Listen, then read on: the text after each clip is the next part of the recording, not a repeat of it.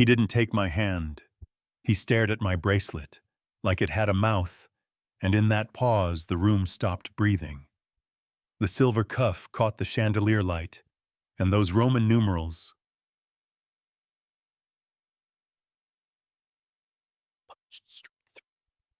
26 years of stories I'd been told about the man in front of me. "Where did you get that?" Julian Moore whispered, voice shaking like I'd walked in with a ghost. And I said as steady as I could, "It belonged to my mother, Scarlett Jackson."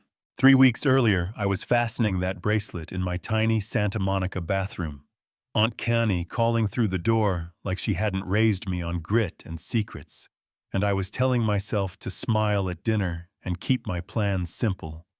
Meet the parents, let the light hit the cuff, watch the truth land. Noah Julian's son, the one with the warm eyes and the rescues animals on Saturday Heart, texted that he was outside in his modest Honda, not the Ferrari gathering dust in his father's garage. And I remember thinking, in another life, I'd just fall for this boy and let the story be boring and good. But in this life, my mother died a week after giving birth. My father's name was, a rumor said, with bitterness, and I had a file on Moore Industries that would make regulators salivate. The house looked like it had been carved out of money.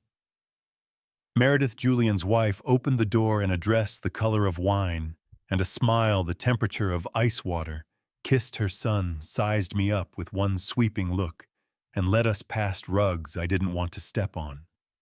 Then Julian came in, all polish and presence that practiced charm on his lips, and saw the bracelet. "It belonged to my mother," I said again, when he couldn't move, and when I added Scarlett Jackson, he sat down like the floor tilted. "Dad, what is going on?" Noah asked, panic sneaking into his voice, and all I could think was say her name like a prayer you forgot. Scarlett. Julian breathed Scarlett. We ended up in his study because storms and truth both need walls. Power flickered, emergency lights washed the shelves blue, and Julian pulled a small wooden box from his desk, like a confession. Inside were ticket stubs, a faded photo of a younger man with my mother, shining beside him, pressed flowers, and at the bottom a brittle hospital bracelet with her name. I kept everything he said, not bragging, just bleeding. "Your aunt gave me the hospital band at the funeral. I sat in the back. I wanted to come back before that. I called after she told me about the pregnancy, but Connie answered, told me not to come, said I'd ruin her life. I drove to the apartment the next day. She was gone. You expect me to rewrite every year I learned to hate you," I said, and my voice did that thing where anger and grief hold hands. He didn't flinch. "I expect nothing," he said, "but I won't lie to you." So I put his landline on speaker and called Aunt Connie, and when she picked up, too fast, too eager. Did you see his face when he recognized it? My heart knew what my head didn't want to. "Were you at the funeral?" I asked, and silence told the truth before she did. "Yes," she said, small now. "I gave him the wristband. I told him to stay away. I was protecting you, or punishing him, but I shot back. And then Meredith stepped in with a folder like a judge with a sentence. Tell her the rest, Connie. Tell her she wasn't an only child." There it was, typed and stamped. I had been born a twin. Vincent Jackson. Foster care after 6 months. Now living in a group home in Salem, Oregon. I couldn't decide whether to scream or throw up. "We're going," I said, and Julian nodded like a man who had already lost everything that mattered once. On the freeway, my phone rang again. "Baby, you need to come home," Aunt Kay said, breathy, urgent.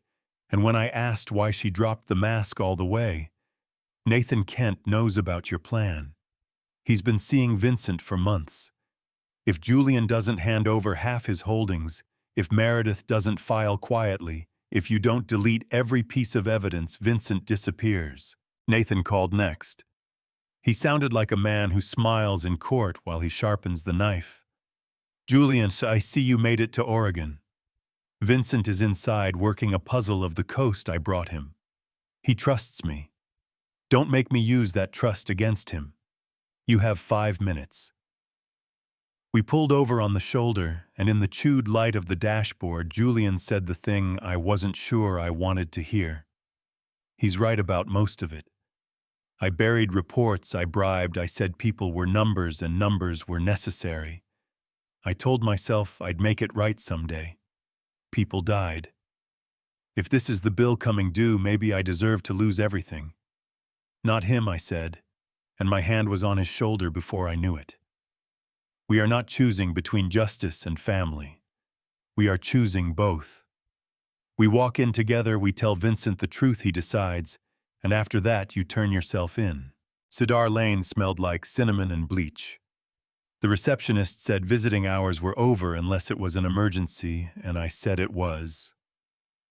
Nathan appeared around the corner in an overcoat worth the rent. On my entire building smiled like we were all friends at a funeral and started to talk until a quiet voice behind him said, "Mr. Nathan, who are these people?" He turned, I turned, and I was staring at my mirror. If my mirror were taller and wore a blue sweater. "You look like me," Vincent said, curious more than scared, and I stepped forward slowly, the way you learn to when you care about someone's nervous system. "You look like our mother," I said, Scarlett. "We were born the same night at Cedars-Sinai. You at 11:43, me at 11:47. He blinked, facts settling into their boxes, and asked, "Is it my choice?" "It is," the receptionist said, and Nathan tried one last time. "If you go with them, I can't see you anymore," and Vincent, bless him, cut through the fog. "Did you lie when you said you cared about me?" Nathan had a choice right there. He took the harder truth. "No, I cared. I also used you. That was wrong." Vincent nodded like a judge who hates the case but loves the law. "I like honesty. I like boundaries. I want to visit them." Slowly. 3 months later, a federal courtroom turned air into consequence. Julian pleaded guilty. The assets got liquidated into compensation funds, and clean up the pension holes, plug the names of dead workers, said out loud, in a place where the record holds people's lives steady. Nathan lost his license. Connie faced conspiracy charges. I visited her in county and told her mercy is a bridge, and she could cross it if she learned the difference between love and control. Vincent moved into supported living 10 minutes from Noah's place, found out he loves environmental law, because rules are only real when they protect the vulnerable, not just the rich. Meredith built a victims' nonprofit like she was paying a debt with interest and finally spending her privilege in the right direction. And me. I took the nuclear email I had once polished like a weapon and turned it into a map for prosecutors. Then I learned to sleep again. On our 28th birthday, Vincent iced a lopsided cake with the focus he brings to puzzles. Noah came in with flowers and eyes that still know me too well, and the 4 of us ate at a small table that felt bigger than the mansion where this started. After dinner, Noah asked me to walk. "I got an offer," he said, on the footbridge, voice soft, brave. 6 months in Geneva, investigating corporate environmental crimes. Dream job. Unless you think we should try again. Not as a secret, not as a weapon. As us. I looked at the dark water, at a life I'd almost burned down, at a boy who never once treated me like a project. "It's not laws that scare me," I said, "it's trust. I lied to you. I used you. Every time I look at you, I see that girl." He took that like a man who knows grief has its own calendar. "What if who you were is why I trust who you are now?" he asked. "Because you learned the hard way that love without truth is a loaded gun." We let the night answer. "Go to Geneva," I said finally, "fix the world a little. I'll be here helping Vincent build his. In 6 months, we'll ask the question again." Before I slept, I touched the bracelet. It used to be a wound. Then it was a compass. Tonight it felt like a key I didn't need anymore. A reminder that truth hurts and heals in the same breath if you let it. You know what I mean. If you've stayed this far, thank you for listening to a story that started as revenge and became a family plan. Now I want your take. When someone's done real harm, is redemption a right, a privilege, or just a comforting story we tell when accountability gets heavy? Where do you draw the line between justice and mercy? And have you ever seen a powerful person truly make it right? Drop your thoughts in the comments, argue with me, share a time your community had to choose. And if this hit you like the video, subscribe for more real-world stories about power, second chances, and what it costs to love honestly.